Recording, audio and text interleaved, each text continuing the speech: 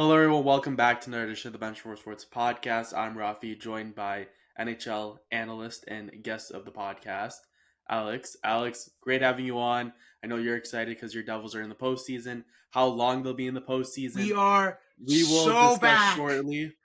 But anyways, this is one of my favorite podcasts to do, my favorite videos to do every year. NHL playoff predictions. We've done our homework. We've been looking at things. I've been watching hockey since October, so I can't wait. But first, Alex, how are things? I know you're psyched. You already have tickets for one of the Devils playoff games, which you got at Game an three, unbelievable game, price. But overall, how are things before we kick things are off our great. predictions? Things are awesome. I mean, Devils are in the playoffs. Yes, Brad's hot. Dawson Mercer finally scored a goal after how long? We're so back. It's going to be a great playoff. I'm excited, though. I mean, win or lose, it's going to be incredible playoffs this year. We have some teams that are usually come back, teams that are kind of out. The Rangers, the Islanders, the Flyers, all of them not in the playoffs this year. So I'm as happy as can be, honestly. Yeah, and you're dead on too. It's interesting because in years past, you could pretty much predict like the Atlantic, for example, pretty right from the get go. Okay, Boston, Toronto, Tampa, Florida, spin a wheel about who's going to slot in where. That you're likely getting Boston, Toronto, battle, Florida. Just like you spin the wheel, and that's it. That's just been the Yeah, cycle. Metropolitan, okay, Montreal. Sorry, Montreal. if this is how the podcast is going, we're gonna have a rough one. But anyways, Metro, Carolina, New Jersey. Typically, the Rangers have been in the mix. The Rangers obviously not in it this year, but you could kind of like it was the same teams. It was kind of getting a little redundant. Capitals were in the playoffs last year. The West, Dallas, Colorado, Winnipeg in the Central, Edmonton, LA, Vegas. Most for the most part, things were pretty like standard. But this year we do have some new teams. Minnesota's back in the playoffs once again, which was a little bit of a surprise to me personally. I'm going to be going through my regular season predictions at the start of the year and go through and analyze everything that I was right and wrong about. Hint, hint, I was wrong about a couple things really badly, especially Montreal, who is in the playoffs this year for the first time since 2021. Ottawa's back in the playoffs for the first time since 2017. Washington, I thought there was no way they were going to have a really good year this year. They almost won the President's Trophy. So it's definitely an interesting slate. Team St. Louis, after looking like they were dead, two offer sheets, and now all of a sudden they're back in the It's mix. I mean, 2019 all over again. It's 2019 all over again. I'm telling you. stop saying that. I don't want to hear it. Anyways, the Blues win 12 straight. Now they're back in the playoffs. So it's nice to see a new mix. We do have some similar matchups, and we'll get into those shortly when we're discussing each one. But I agree. It's nice to see some new teams every now and then, even though for the first time ever, we're not seeing any original six USA teams in the Blackhawks, Bruins, Rangers, and the Red Wings, which is crazy that this is the first time it's happened, and also pretty embarrassing as well. Yeah, I mean, being from New Jersey and watching all that's unfolded this year, especially with injuries, especially with the teams around me too. I mean, the Rangers' downfall and how their coaching has just been outright horrendous. The Flyers, who thought were going to be decent this year, and then all of a sudden, Torts is like, "Screw this, I'm gone." Um, I mean, the Islanders, assuming the Islanders are always Islanders, are going to be boring. But this year was kind of a really fun and exciting year for hockey overall. There's a lot of big storylines this year that we saw. There was a lot of big moving pieces. We saw the Rantanen trade. There's a lot of big, especially round one with Dallas and Colorado. That's going to be a movie this year. The whole Quinton Byfield situation with Darnell Nurse. That's going to be something to watch. There's a lot of exciting storylines this year for the playoffs, and I couldn't be more excited. Yep, we have Battle of Ontario for the first time since 2004. We have the Battle of Florida, which we've seen year in and year out. We have Carolina, New Jersey, which we've seen. We have Dallas, Colorado, as you mentioned, the Mikko Rantanen Bowl. You have also LA Edmonton for the fourth straight year. So we certainly have some pretty fun matchups. Let's start over in the East. And which one do I want to go with first? Well, we'll just dive right into this, honestly. Let's have some fun. I want to like I was like maybe we'll lean into this, start off with some of the easier. No, we're going full blown into this. Toronto, Ottawa, Battle of Ontario. This was a one where see, this is my problem. If you just scrape team names, logos, everything, and just gave me the bare stats, just the records, the power play percentage, penalty kill percentage, these are the players. Player X has 100 points this year. Player Y has this many points. And I don't, no links to any players, names, team, etc. I would look at this team and say, you know what? This is a team that could go to the Stanley Cup. It's completely feasible. They have a tough route, but I could see them going to the Stanley Cup.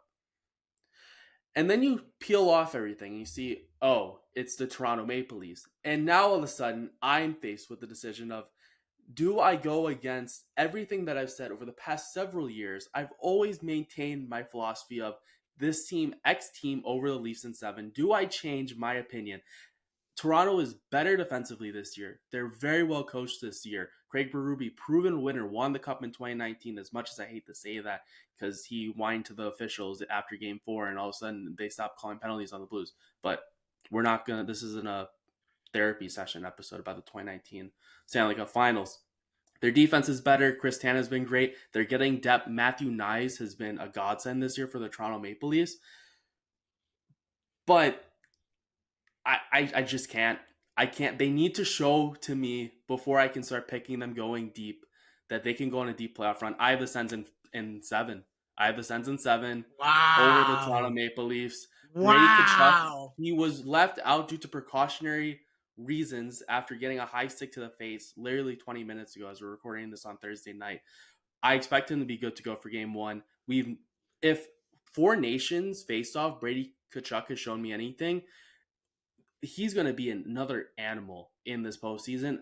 I don't think anyone can size up to the tenacity and aggressiveness that Brady Tkachuk is going to be playing with finally in the playoffs for the first time in his career. So prove me wrong. If the Maple Leafs prove me Wow. wrong, I'm more than happy to be proven wrong. But for the time being, Sens in 7.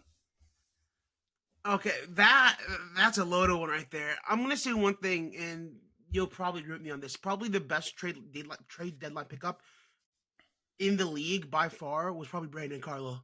That Oh, Brandon Carlo 100%. pickup for the Leafs has done wonders for their back end. I mean, I listened to the C Dangle podcast, as I know you like that much, but they were talking actually about what Brandon Carlo has done to bolster this defense, and it has been ridiculous. They've had incredible defensive numbers. I don't have the exact stats pulled up right now, but they have been one of the more better defending units this year. And the one thing this year they haven't had last year and the last couple of years is goaltending. Anthony Yep. Stolarz with a 926 save percentage, who that leads all qualifying goalies in save percentage with 926. Hellebuck at 924, Vasilevsky at 921, Gustin at 914. You look at these numbers that Stolarz has pulled, that Wool has pulled up. The only thing that concerns me on there is a little more the injury side of things. Stolarz and Wool were both out substantial amounts of times. Good thing with that is that they were out in different time periods. So we got to see a lot of one and a lot of the other. The other thing for me is workload with the goaltending as well. You haven't seen these goalies put up large numbers of games. Stolarz played 34 games this year. That's the most games he's ever played in his career in one season. Joseph Woll, don't forget, he's still pretty young. He just came out of college a couple years ago. He was playing what 34 games a year. That's his threshold. We have to figure out and see if these guys have the legs to go further. However, when you have Matthews, Marner, Nylander, and all these guys that are just wonders in the regular season, keyword regular season, I gotta see the jump in the playoffs. However, I have Leafs in 6. I have Leafs in 6, and I have reasonable belief as to that. Oh my god, I regret saying it though. I regret saying it. Leafs in 6. I love Ottawa, Exactly. what they've done this year. Ottawa has been nothing short of spectacular. I mean, they are Leafs killers though. I mean, the Leafs have struggled against Ottawa. That's the one gripe that I have, but And I I haven't just seen Ottawa in the playoffs. And for the Leafs too, this is such a make it or break a year for them. They need, in my mind, they need at least Eastern Conference Finals. In my mind, for them to not Oh yeah, make 100%. substantial changes. A lot of people obviously say cup or bust with the Leafs. I get it, but in my mind, Eastern Conference Finals is the big thing for the Maple Leafs. Not just win a round and then lose in 5 to the winner of Florida, Tampa. You go to the Eastern Conference Finals, show that you're capable of going on a run. Then you can pay Mitch Marner his money. Then you can figure out your cap situation, etc. But if they lose to little brother Ottawa Senators, It's over. I It's over. They're the laughing stock of your NHL. They're the laughing stock, and I pretty think much. and I think that might get to them. If things start off poorly for the Maple Leafs, we've seen how the mentality can shift with this team, and that's something. is really remarkable too. Where if the Leafs wind up in a Game 7 scenario versus Ottawa Senators at home ice, the Senators are playing with house money at that point. I think they're like, you know what? Oh, We 100%. finally the Senators' goal this year was to make the playoffs. Obviously, you don't want to be swept or lose in five. But if the Senators push the Leafs to Game 7, they feel they're essentially playing with house money. Oh, Obviously, you want to win 100%. that game, but they're playing with house money. While the Maple Leafs, they're sitting in that locker room, and whether or not they want to admit or not, they are going to be quite literally pooping their pants. Like, if we blow this, we will be run out of the stadium by our own fans, and Toronto will turn into Vancouver 2011. So I'm going to leave the Marner's discussion about gone. Ottawa Toronto Marner's there. gone. Yeah, If he leaves. yep, Marner's 100%. So gone we'll if he see what leaves. happens. I hate turning every podcast that we do into a Leafs podcast, but unfortunately, that's just the one that I wanted to start off with. And obviously, there's a lot to it. Let's go over to another matchup, which surely won't take up another 10-minute chunk of time. Tampa Bay, Florida. Of course, the Battle of Florida.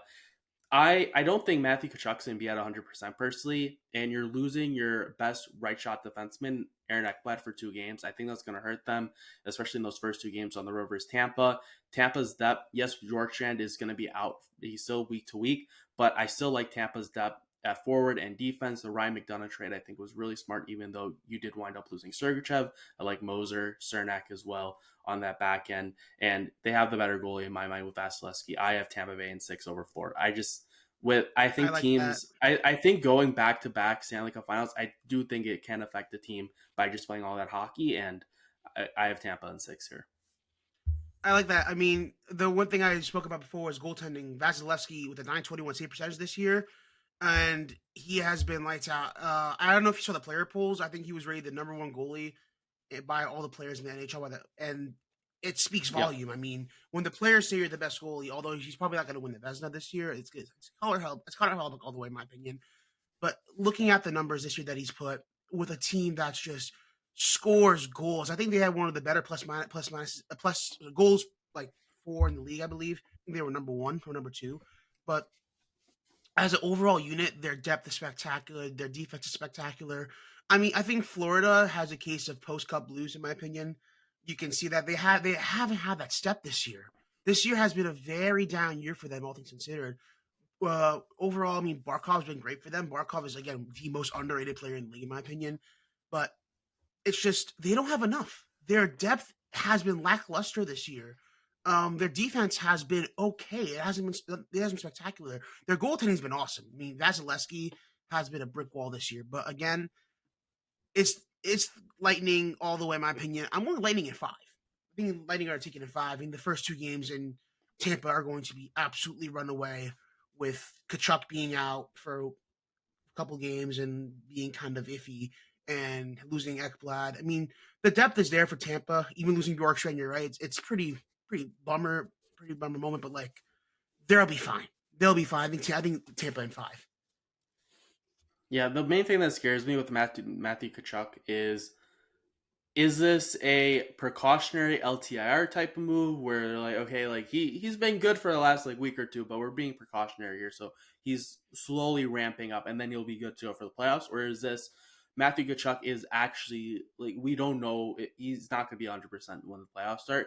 That's going to be apparent, obviously, and we both have seen hockey players play through ridiculous things before in the just because it's the playoffs. So I still think Matthew Kachuk at 70% is still a very effective player, and the Panthers would rather have him in the playoffs at 70%. But I don't think we're going to really know what Matthew Kachuk is going through until after the postseason, after their run is done, regardless if that winds up with the Stanley Cup or not. So that makes this prediction a little harder, but I think we're in pretty much agreement right now with Tampa. I'll hand things over to you, and unfortunately, we'll start off with the one that I think is going to be pretty simple, unless you're going crazy off the board here. Washington, Montreal. You're gonna hate me. You're gonna hate me for this. Oh no, I don't like this You at hate me all. so much. I think Washington this year has been so fluky. It's a fluky year. I love Washington overall. I mean, their storyline this year with Ovechkin breaking the record, with overall just how powerful they've been on defense. Their defensive game has been nothing short of spectacular. Jacob Chikrin, by far the best pickup of the offseason. Here's my thing, though.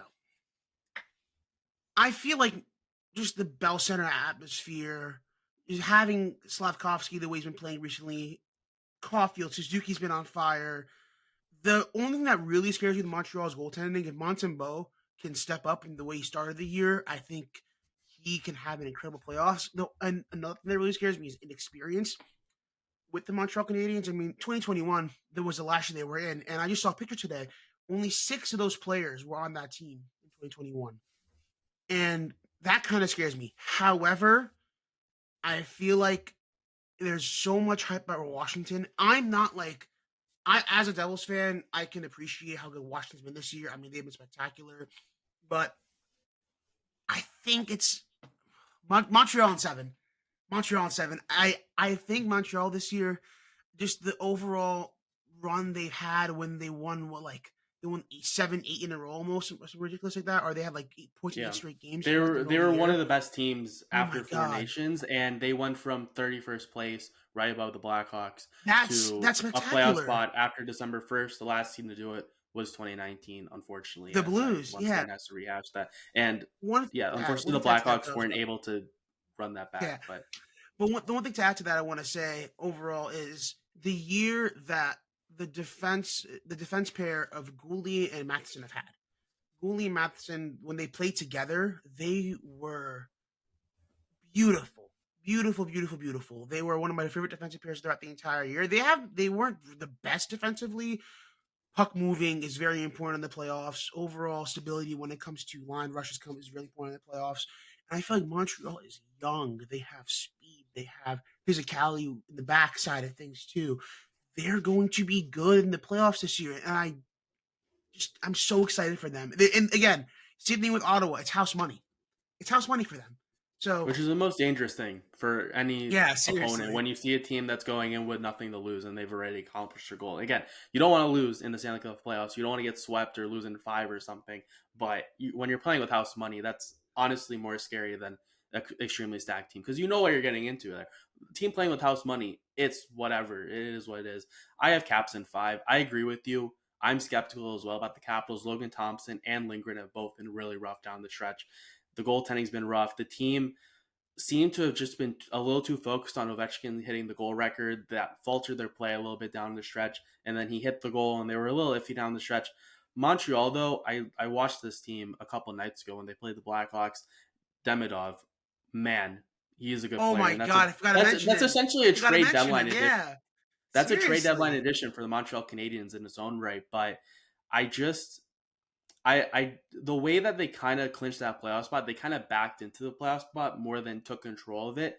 They let Columbus back into it, who unfortunately missed out. But for everything that occurred, I'm it's an amazing story for them with all the adversity they've faced to make it almost to make the playoffs. Because I had both Yeah, of these shout teams out to as Columbus. Shout out to as Columbus, man. bottom of their respective divisions, and both of them were literally fighting for that last playoff spot. But I just think Montreal, they didn't really show too much to me when they were when they're in that wild card 2 hunt. Yes, they were great down the stretch, but I have Caps in 5. It's a good stepping stone for Montreal, but I don't expect much from the Capitals this year, but I do expect them to at least handle the Montreal Canadiens. Moving into the big series, I'm not going to do too much talking. I'm going to hand it over to you. Carolina, New Jersey. I'm going to obviously let you get the first crack at this. Devil sweep though. Okay, I'm out of all seriousness though. My heart is saying Devils. My brain is saying Carolina. I'm gonna take my heart here. I'm going Devils in 7. I'm gonna tell you right now. It's it's something about this team after Jack Hughes got hurt. Yes, they weren't the best. They weren't what they used to be when Jack Hughes was on the team. But players stepped up in places where you didn't really see them before. Easter led the team in goals. Jesper Bratt playing out of his mind. He led the team 88 points this year. 88 points. And he's essentially the second or third hand guy. When your second or third hand guy puts up 88 points in a year, that's spectacular. The one shining moment this year, which is very, very important in the playoffs, by far the most important thing in the playoffs, is special teams. Third on the power play, second on the penalty kill. Third on the power play, second. That's the number one special teams unit in the NHL. The number one, and usually the number one special teams unit in the NHL goes far. I'm not saying we're going to go far this year. It's going to be tough without Jack Hughes and Jonas Siegenthaler down the stretch. But from what I've read is that if the Devils move on to the second round, Siegenthaler is back. From what I read, the one thing that really scares me with Carolina is how streaky their goaltending has been. Very streaky goaltending with Kochetkov, and he's had some sparks. He's been really good a couple times. He's really bad a couple times. He had a pretty bad back half of the season. Well, I mean, pretty much all top three seeds did. The Capitals, Devils, and the Hurricanes. They were all combined like 12 wins in their last 30 games, I believe, something like crazy bad like that. But the one thing the Devils couldn't do was get depth scoring. What do? They bring Cody Glass, who's been one of their best depth scorers this year. Probably one of the better deadline pickups for depth. I mean, you see what the Leafs gave up for Scott Lawton. You see what we gave up for Cody Glass. You see what other teams gave up for depth pieces too. We gave up a mid late round pick for him, and he's been our best depth guy. And depth is important in the playoffs. I'm going to be honest, Carolina is one of the most complete teams in the NHL. They have depth everywhere. Their defense is amazing. The one thing that really scares me with Carolina is goaltending. If their goaltending is streaky the way it's been for the past couple games, and you see it, Raffi. You've seen how streaky it's been for the past couple of games. If it's streaky like the way I've seen it, it'll get bad. It'll get bad really fast. Um, and the last thing I'm gonna say, because I've been rambling too much about this, I feel like if the main contributors from the playoffs last year, well, first things first, Nature's gone. He's been a Devils killer his entire career. Him being gone helps out a lot. Stankoven comes in, he's been a great pickup, but it's not a Marty Natchez. It's not him. It's not the same guy. It's not that Devils killer that you saw a couple years ago in Game Five and games 1 and 2 as well. It's not the same people. Their lineup is so much more different, and I feel like it's got worse over the past couple of years. And I feel like the Devils have played Carolina well recently. They split the season series this year 2-2, and the goaltending has been a lot better. So I'm saying Devils on 7, just for all of that. You can take that all in. I know you have Carolina winning, and I know you do. And hey, that's fine. It's just I have to take pride in my team and how they did this year. It's been a struggle towards the back half of the schedule, but honestly, whatever happens, I'm proud of them. So I mean, fuck it, we ball. Don't blacklist me from New Jersey, but Canes in 6, and you're completely right. That's fair. That's fair. I'll try to sum this up quickly, just so we can move over to the West now. Siegenthaler, as you mentioned, is missing games. That's a concern for me. Dougie Hamilton has returned, but still, we'll see what happens. You're completely right. If the Carolina Hurricanes don't go far this year, you would have to imagine what would have happened if they just held on to Tenacious, or also just held on to Mikko Rantanen, even though they knew that he was likely going to walk this offseason, just because the big thing for the Hurricanes in the past has been lack of a superstar. Yes, you have Aho. Yes, you have Svechnikov. Yes, you have a lot of solid forwards, but you don't have that superstar. Stankoven's going to be a good player in his own right, but I had Carolina personally as having a little bit of a down year this year. Still have them in the playoffs. They've essentially done exactly what I anticipated. They took a step back, but still made the playoffs. But I still have them over the New Jersey Devils just because these injuries really racked up, especially Jack Hughes. You mentioned that players have stepped up. They have been outscored, though, 27-42 since Hughes got injured. Markstrom, who I would have personally gone with in that goaltending matchup, he's been decent down the stretch. He did allow 7 on Boston, a tanking Boston team, I believe a week or two ago, which was a little concerning. The big thing, as you mentioned as well, Frederick Anderson, who has been playing really well down the stretch, is made of glass, and Kochetkov it could be anything in this box. It could be an 800 goaltender. It could be a 950 goaltender. You don't know what you're going to get night after night. So all the questions are valid. I'm going Canes in 6, though, at the end of the day. So That's we'll fair. Honestly, that's fair. That's honestly, I would expect any other way. If the Canes win this series, I don't expect them to go far. That's the only thing I'm going to say. They're not going to go far because again, they have a lot of teams ahead of them that I think are going to. Yeah, not to play my hand too early, but I am not a big fan of the Metropolitan Division. It's been rough this year for the Metro. Let's jump over to the West. Let's go a little quick through this first one. Winnipeg, St. Louis. If this was a week ago, I would be more inclined to potentially pick St. Louis, or at least pick St. Louis taking this series of 7. But I think this is going to be a big time for Connor Hellebuyck. He had a really poor postseason last year, was a big reason why they lost the Avalanche in 5 games. I really expect Connor Hellebuyck this playoffs to be a coming out party for him, and for him to really cement himself as the best goalie in the NHL. Alex, you indicated earlier, the players feel that Vasilevsky's the best. Why do they think he's the best? He has 2 cups to his name. He's going to be held in a higher regard to Hellebuyck, who has not had the same postseason success. Not even close to it. The last time they made it to the Western Conference Final on a deep run was 2018, where they lost to Vegas, coincidentally, also in 5. So this was a week ago. I'd be a little more cautious, but the Blues seem to be trending down a little bit. Still a great year for them. Broberg, Holloway offer sheets really paid off for them. Ehlers concerns me a little bit. We don't know. That was such a fluky injury versus the Blackhawks that happened. Oh He ran yeah. into the ref, and who knows? We still don't know really what happened. But I'm going Winnipeg in 6 here. I think Connor Hellebuck has a coming out party versus the Blues. Even though Jordan Binnington, for 2019 reasons and Four Nations reasons, scares me in big games. I'm gonna go Winnipeg at 5. Honestly, I feel like Winnipeg overall is just such an incredible team. They locked down Pionk for the next 7 years now, or 6 years. I forgot. It was 7 6 years at $7 million. Yeah. 6, 7. Okay, there. Thank you. Yeah, they locked that. They locked down their one of their better defensive defensemen, or probably their best defensive defenseman, and one of the better puck movers. They have a lot of strength when it comes to depth, guys. Iafallo's been good down on the third line. They reached out. Adam Lowry is my favorite third line center in the NHL. Adam Lowry.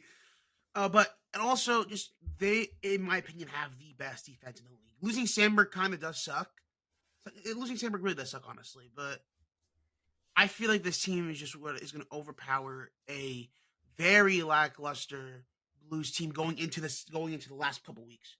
They've been good down the stretch. They've had again a couple fluky games, but it's again Jets in 5. I think they'll handle it pretty easily.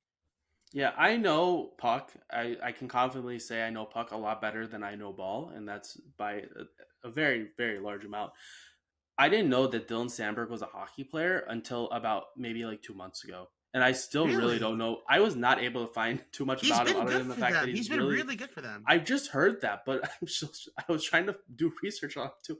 I'm just like not seeing anything other than he has been very good for the Jets. I'm like, okay, like I go on Puckpedia, like GM rosters, and people are paying him like $5-6 million on an extension.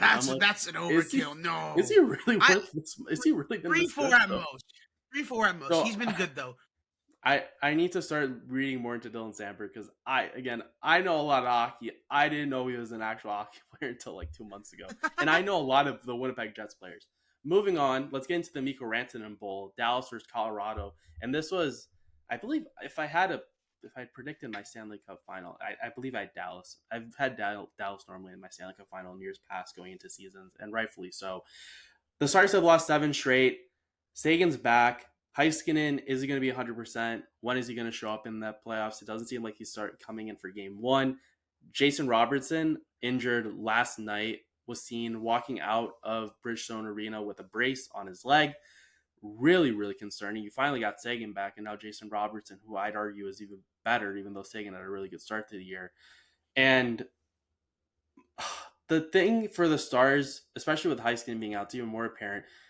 If your right shot D is Lyubushkin, Ceci, and Dumba, that doesn't scream contender in my mind.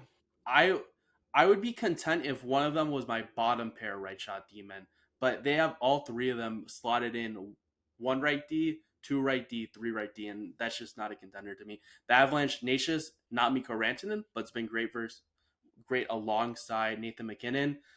I'm going to go with the Avalanche here. Shout out to them. They noticed that their goaltending was a big issue early in the year. They made a quick change to Mackenzie Blackwood, who's fitting really well for the team, and they brought in another Wood, Scott Wedgwood, you have Miles Wood. I mean, who wouldn't want to pick this team over the Stars? No pun intended. I got Avs in 6. Shout out to Devils legends, Miles Wood, Mackenzie Blackwood, and Scott Wedgwood. All Devils legends on the Colorado Avalanche right now. Real ones remember the Mackenzie Blackwood legacy rookie season where he just that was beautiful. I love you. That 1 year was oh my god. Fun, not to get too sidetracked, but real ones remember when people were picking him to be the goalie for Team Canada, projecting him for the Team Canada goalie early on in his career, and just stapling him to that. Obviously, he fell off, and then now he's bounced back with Avalanche. But people forget. Just like Corey Schneider, people forget how good some of these Devils goalies were in the past, and that cannot go under notice. Moving away from the conversation, now give your prediction. Yeah, so I feel old as a 22-year-old. Colorado in 6 pretty handedly, honestly. I feel like losing Jason Robertson, you didn't really lose him, but you see him on the brace, you're like kind of bracing yourself. You're like, oh, that's not good. they just got fully healthy or almost fully healthy, but it doesn't feel healthy. It doesn't feel like it's healthy as they can be. The one thing that Colorado struggled with this year is being healthy. Now they're back to being healthy. Everyone's back. Landeskog might make a run back too in the next couple of games. I don't know if he back game one, Yeah, I maybe don't know game how big two. of an impact that's going I to don't know be. about Like that, but we'll him see. coming, like for the locker room, that's really big. But I expect him to play bottom 6 minutes. I don't think he's going to be anything. It's not Gabe Landeskog of the 2022 playoffs that's coming back, in my mind at least. Yeah, I know, and I get that. But overall, I feel like the one thing that really has surprised me this year with Colorado is how strong of a unit they've been cohesively. Having to play 47 guys throughout the entire year, that's not a lie. 47 guys that played for the Colorado Avalanche this year. That's ridiculous.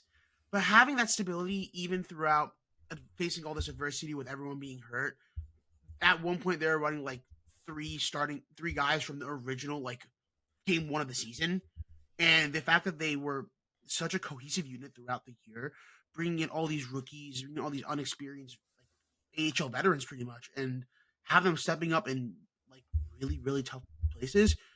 It's a very cohesive unit. I love Druin this year. Druin's been one of my favorite players this year to watch. Him and McKinnon have been my oh my god, it's like bread and butter. They're meant for each other, and I love it.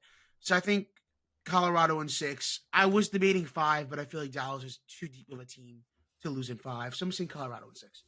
Yeah, my big concern with the Stars too was this seemed like a go for a year, and now they're going to walk into this offseason likely not going on a deep playoff run just because, again, as we've said, they're so banged up. And you look at their cap space now. Yes, you have Mikko Rantanen at $12 million, which is fantastic. I was advocating for the Blackhawks to pay $50 million for Mikko Rantanen. I was that crazy about him. I paid Mitch Marner $50 million too.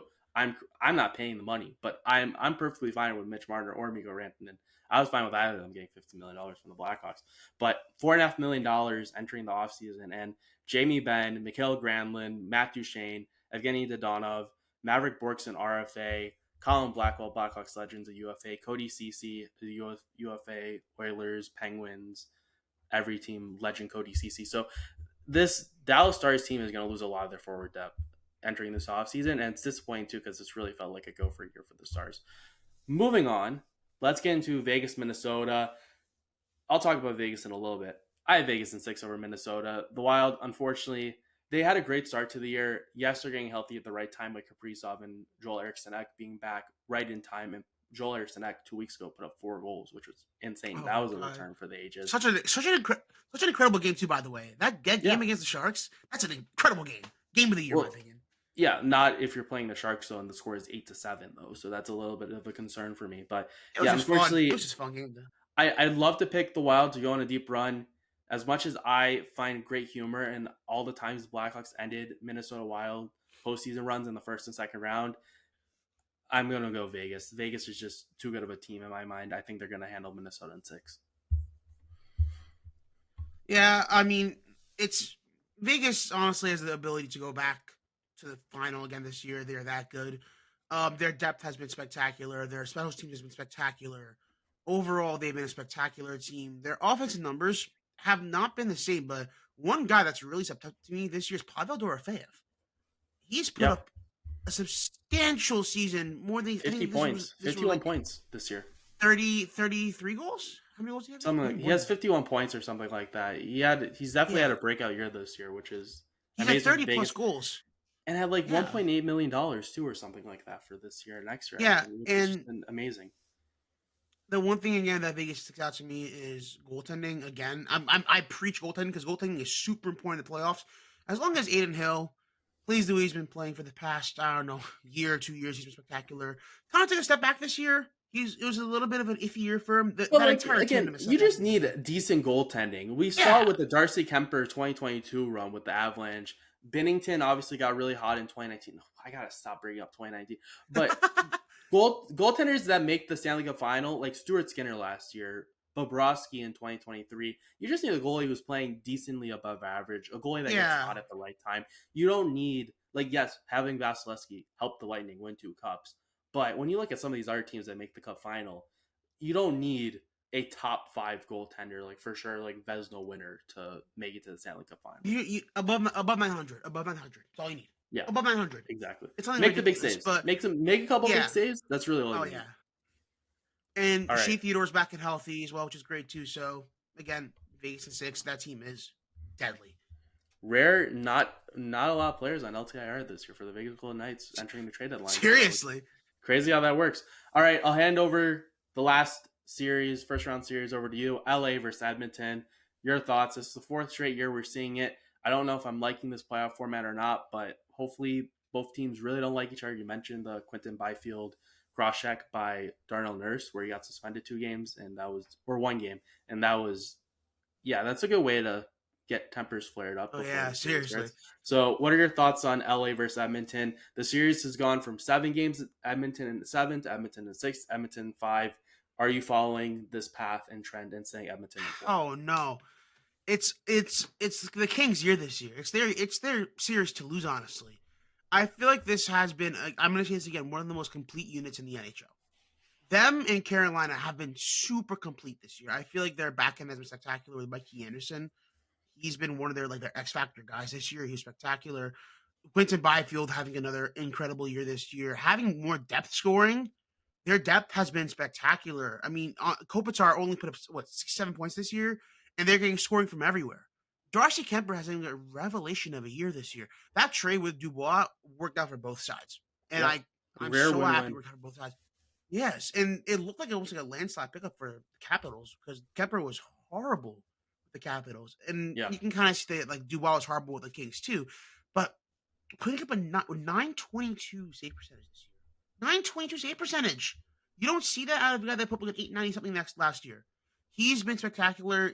If him and the entire defensive unit step up, they're gonna limit the Oilers' goal scoring.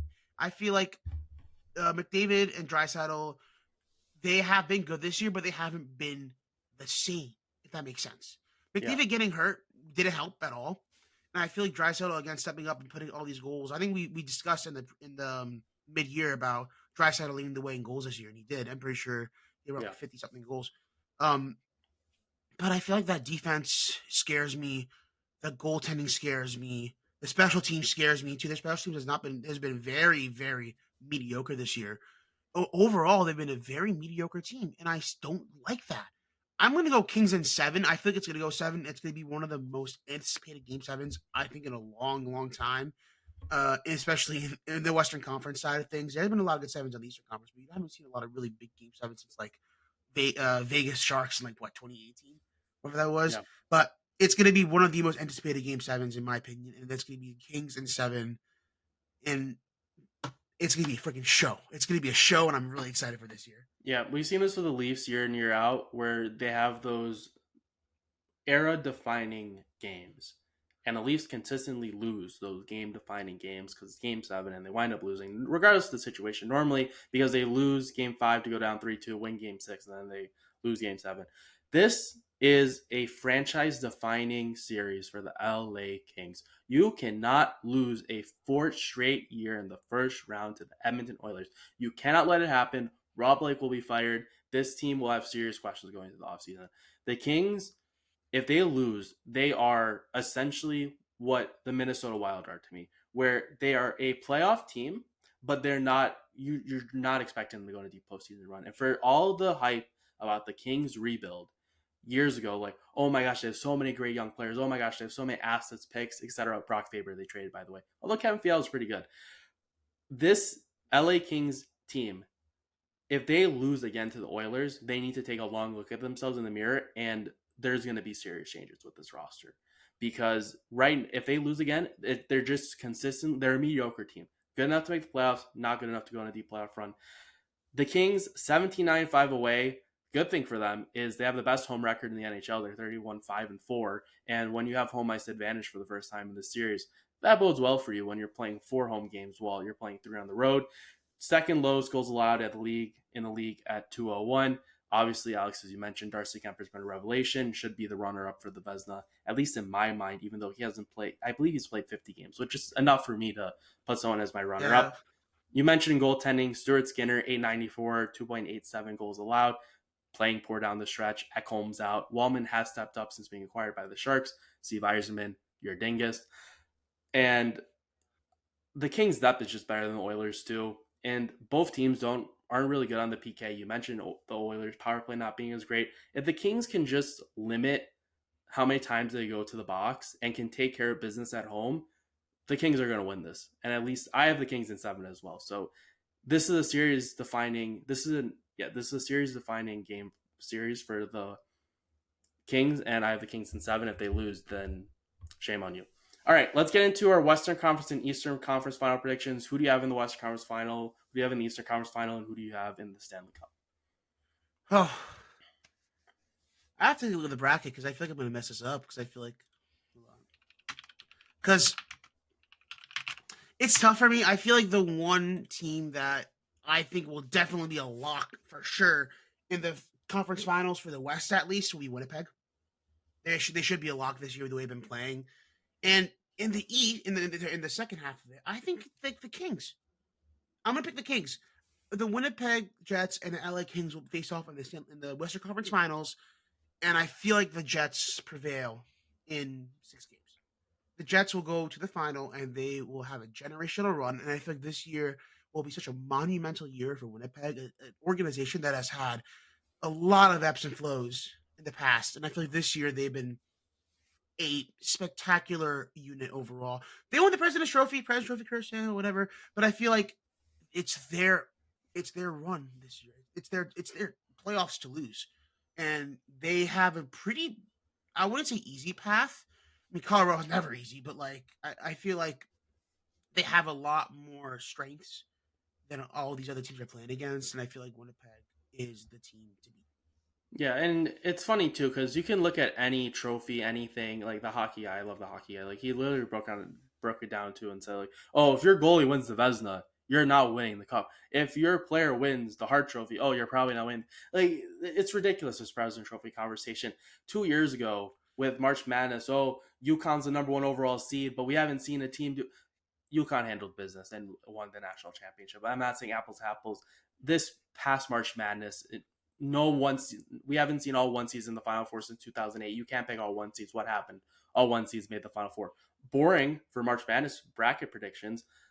Not great for me, who had Houston over Florida, where Houston blew a lead, and now I had St. John's. lost. I had St. John's. I was screwed from the get go. I had St. John's winning it all. Yeah, but anyways, like the trends are meant to be broken. President's Trophy curse, whatever. The Jets are the Jets. I have the Jets in the Western Conference Final as well. I have them taking on the Vegas Golden Knights for all the reasons I mentioned before. This team is very deep at every facet. I think they're the one team that I think is better than the Winnipeg Jets. I think this is going to be a postseason defining playoffs for Connor Hellebuyck, but I just think Vegas is better. They've been here before. They're deeper. I didn't really do a series prediction, but we're going to see a recap of 2018 over again. I have Vegas over Winnipeg in the Western Conference Final. Eastern Conference Final, what do you got going on?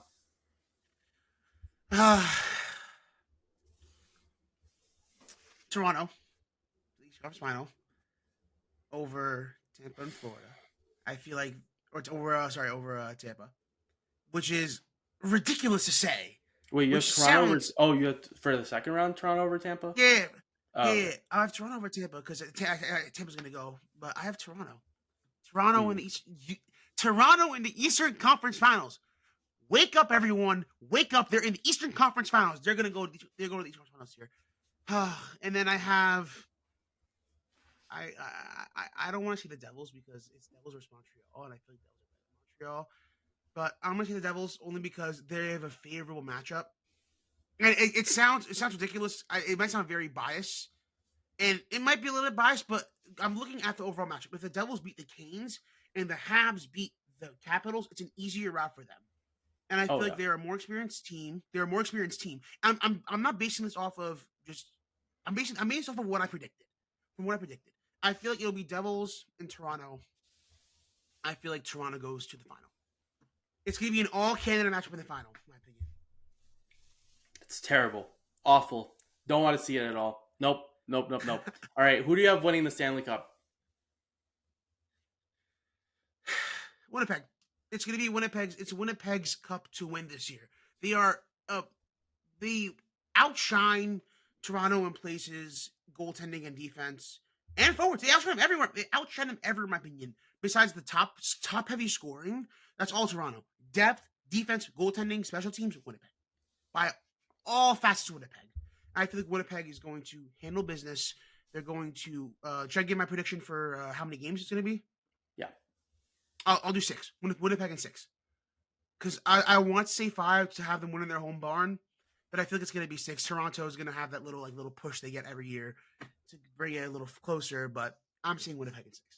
You'd have to imagine if the Leafs get out of the first round, they're going to have some rejuvenation and some energy going into the next round. Yes, we saw in years past, the one time they did make it out of the first round, they proceeded to get manhandled by Florida in 5. But you'd have to imagine for the Leafs, if they wind up feeling pretty, if they beat the Senators in like 5 or 6 games, I don't think it's crazy to imagine that the Leafs are finally like, okay, like we got out of this, we're a good team, let's go for a run. And I wouldn't be shocked if they go on a deep postseason run. Unfortunately, I don't have that happening. As I mentioned, I have Ottawa in 7. And as Steve Dangle says, some of you people are monsters, the ones who watch after every single Leafs loss. I am one of those monsters. I do watch all the Leafs losses because I just like seeing them freak out. It's funny. I feel bad, but I hope everything personally is good with them. I just like seeing him crash out every time the Leafs lose Game 7 in the Stanley Cup playoffs. I have Tampa Bay versus Carolina. All the reasons we've said before concern me about Carolina, but I just think Carolina is the best team to come out of the Metro quadrant. So I have Carolina coming out of there. Tampa Bay, I really like Tampa Bay's depth. They have the better goalie in the series as well with Vasilevsky. Their defensive sides up pretty well, and again, the forward depth. Bjorkstrand should be back by the second round in all likelihood. If not, he'll be back for the Eastern Conference Final. You have him. You have Nick Paul. You have Yanni Gord, who's back. I love saying Yanni in general, and then you have Yanni Gord as well. So the Middle Eastern people are going to love seeing Yanni Gord going on a deep playoff postseason run with the Tampa Bay Lightning. So I have Lightning over Carolina, and then Stanley Cup. People are not going to like this. Vegas Golden Knights in 7 over the Tampa Bay Lightning. People are not going to be happy. This is going to be like Astros a couple of years ago, where everyone's like, oh, they cheated, and then they won a World Series a couple of years later. Not cheating. Vegas people are like, oh, LTIR. This year, no LTIR, no problem. This team has been amazing this year. Brett Howden, 50 point That's producer. ridiculous. Brett Howden.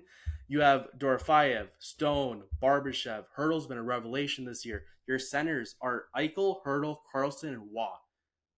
Amazing center depth. They have all the pieces. Oh my they God. have the defense. Pietrangelo taking a little bit of step back. Still Pietrangelo, Hannafin, Theodore, McNabb, Whitecloud, Nick Hague. Really solid top 6. And again, you just need decent goaltending from Aiden Hill. Make a couple big saves. Darcy Kemper 2022. We've seen Aiden Hill do this before in 2023, where he was good enough to where he got the team to win the Stanley Cup versus Florida. I have the Vegas Golden Knights winning their second cup in 3 years, and to the absolute meltdown of NHL fans everywhere outside of Vegas. So I got Vegas in 7 over Tampa Bay. So we can all agree that Tampa is going to sweep Carolina, because Carolina absolutely shits the bed when it comes to the Eastern Conference Final. Yes, All agree on 100%. Yeah. If I'm gonna pick the Leafs losing in 7 in the first round, I probably should pick the Carolina Hurricanes getting swept and losing now 16 straight Eastern Conference Final games, which would be that stat is ridiculous. That stat is just unfathomable. How do you lose 12 games in a row in an Eastern Conference Final when your life is on the line, your playoff hopes are on the line? You lose 12 in a row? Well, I think part of it was just it's crazy. I mean, part of it's just the Hurricanes have finally been making the postseason again since I believe it was 2018 was the first time they made it, or no, it was 2019 because the Capitals won the cup in 2018. Yeah. But anyways, you get the point. Like the Carolina Hurricanes won like a 14-year playoff drought from I believe it was like 06 or 07 until like 2019, something like that. It was the year after they won the cup. After they won the cup, they didn't make it back until 2019. They won the cup in 06, and then they got no one back pretty much. Actually, I think they got swept right after that. But anyways, the point is, yeah, the Hurricanes, it would be really funny if they did get swept again. But we'll see what happens. But I think that'll do it for this edition. A long episode, but full of predictions. Postseason, I love this time of year, but I also say that about every time of year. I love every time of year. Every day is a great day to be watching hockey, even though my Chicago Blackhawks, unfortunately, once again, are not participating in the postseason, which is good for my heart, but not good for my heart as well, because although the Blackhawks in the postseason causes me to lose years off my life, seeing the Blackhawks do well in the postseason gives me a couple more years. So it kind of balances out, especially with those dynasty years of the Blackhawks. So we hope you enjoyed. Let us know your predictions in the comments below of who you think is going to go to the Cup Finals, who you think is going to win, what kind of team is going to burn down their fan base is going to burn down their entire city. Hopefully everyone's okay, but will we see a Vancouver 2011? Potentially. I think there's a couple teams where if they lose and bow out early, we might see that potentially happen. So for Alex, I'm Raffi. We hope you enjoyed this edition of the Benchwarmer Sports Podcast. Have a good one. And of course, enjoy the postseason. See ya. Let's go Devils!